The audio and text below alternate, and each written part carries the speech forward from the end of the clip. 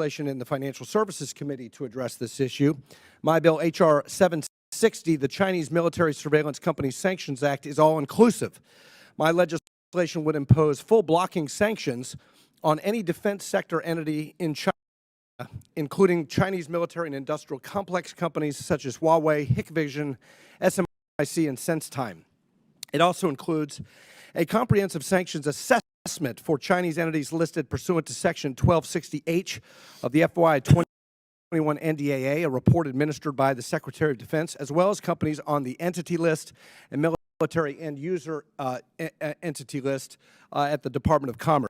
I stand behind my legislation's approach, which uses existing authorities and agencies via sanctions and OFAC instead of giving the administration broad authority to create new government bureaucracy.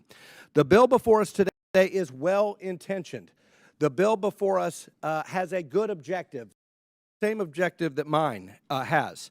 But it does give the President the ability to delegate the new prohibition authority to the head of any federal agency the President determines. And we've seen firsthand the Biden administration overextend reach into business and the lives of Americans, and respectfully, this authority is not tailored enough. To address the issue of U.S. investments in China, it is a misconception that U.S. investors solely are fueling China's economic growth. There is a problem here, and the Chairman's bill and the Ranking Member's bill seeks to get at it, and I appreciate that. But under Xi's dictatorship, China has attacked Western investment as a threat to the CCP's hold. As a result, foreign direct investment in China is negative for the first time on record, and U.S. venture capital in the country has reached a 10-year low. Far from craving foreign financing, China is the world's largest exporter of capital, which has powered the Belt and Road Initiative and made Beijing the largest official creditor in the world. Its foreign exchange reserves may now reach $6 trillion, double what analysts previously thought. Untailored broad prohibitions would have the unintended consequence of limiting Americans' control, influence, and intelligence gathering in Chinese technology companies. That's not what we want. Think of it this way. The U.S. screens Chinese investments into Silicon Valley startups through the Committee on Foreign Investment in the United States. No one in the CCP is proposing an outbound investment regime that would block Chinese nationals from taking over America's technology innovators. The CCP is brutal, but it is not moronic.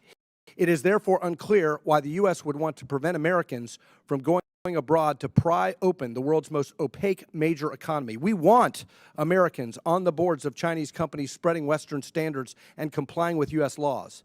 And so we've got to be careful here.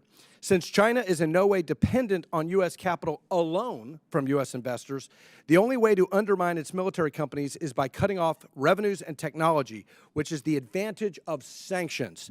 Moreover, unlike unilateral investment measures, sanctions compliance and coordination with friends in the G7 and beyond amplify their impact. Sanctions have a multilateral effect. Alternatively, if the goal of this legislation is simply to target know-how, then U.S. export controls already prohibit knowledge transfer abroad, often in cooperation with our allies. Anyone who claims there's a gap in government authorities doesn't know how the authorities exist, or they find sanctions and export controls too hawkish on China. There's no better example of the effectiveness of sanctions than the Treasury Department's response to H.R. 760. The Treasury Department is concerned that the potential consequences for China from this bill could be quote-unquote catastrophic. Instead, it's opting for an investment notification approach through EO 14105, not unlike requirements of an outbound regime. So the sanctions approach is actually the tough approach. OFAC is the toughest approach, and I stand ready to support strong and effective action that strengthens the U.S. competitive edge against China. I think the Chairman's effort is a noble and good one, and this is a very important piece of legislation. I'm glad that the Chairman and the Ranking Member are engaging in this. They've been all along, and this is a patriotic dedication to getting at a problem that we need to get at.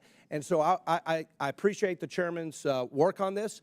And I encourage all members in all of the committees of jurisdiction, especially Financial Services Committee and this committee and the China Select Committee on which I serve as well, to collaborate going forward and to get a solution and get everybody on the same page, because we all want the same objective here. With that, I yield back, Mr. Chairman.